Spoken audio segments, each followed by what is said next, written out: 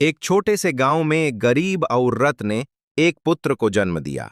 बच्चा सुंदर था, लेकिन सबसे अनोखी बात यह थी कि उसके हाथ पर एक नीले रंग का दाग था। गांव के बड़े बुजुर्गों और पंडितों ने इसे शुभ संकेत माना। जब पंडितों ने बच्चे की कुंडली देखी, तो उन्होंने एक चौंकाने वाली भविष्यवाणी की। ये बालक 14 वर्ष की आयु में राजकुमारी से विवाह करेगा और भविष्य में राजा बनेगा। ये खबर जंगल की आग की तरह पूरे राज्य में फैल गई और अंततः राजा के कानों तक भी पहुंची। राजा को यह सुनकर गहरा आग हाथ लगा। उसे यह स्वीकार नहीं था कि कोई गरीब और अज्ञात लड़का उसकी पुत्री का पति बने और उसके राज्य पर शासन करे। उसकी आंखों में जलन और ईर्ष्या उमड़ पड़ी। वह हर हाल में इस भविष्यवाणी को गलत साबित करना चाहता था।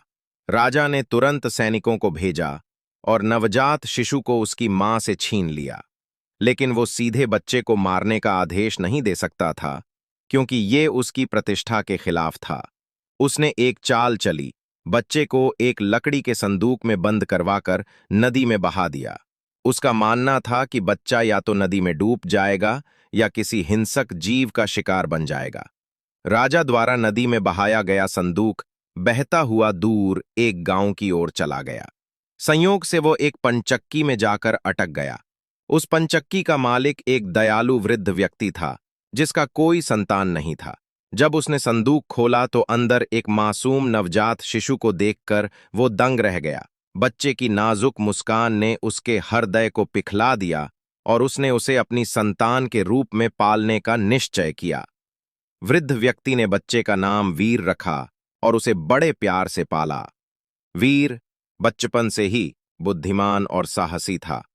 वह न केवल शारीरिक रूप से बलवान था, बल्कि उसे शास्त्रों और रणनीतियों का भी अच्छा ज्ञान था।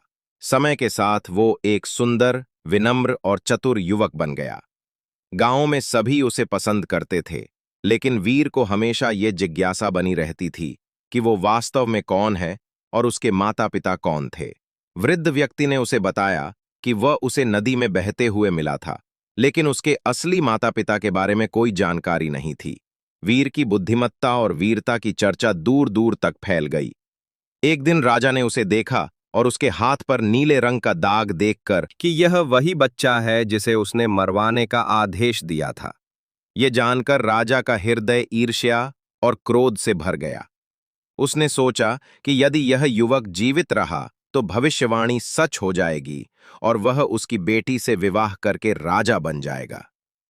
राजा ने चालाकी से वीर को अपने पास बुलाया और कहा, तुम बहुत प्रतिभाशाली और साहसी हो, मुझे तुम पर विश्वास है। इसलिए मैं तुम्हें एक विशेष संदेश लेकर रानी के पास भेज रहा हूं। राजा ने पत्र में लिखा, इस पत्र को पढ़ते ही इसे लाने वाले युवक को तुरंत मृत्यु दंड दे दिया जाए। वीर को इस षड्यंत्र की भनक तक नहीं लगी। वह प्रसन्नतापूर्वक राजा के आदेश का पालन करने के लिए निकल पड़ा। यात्रा के दौरान वीर को रात हो गई और वह विश्राम करने के लिए जंगल में एक घर में ठहर गया। यह घर डाकुओं का था, लेकिन वीर को इस बात की जानकारी नहीं थी।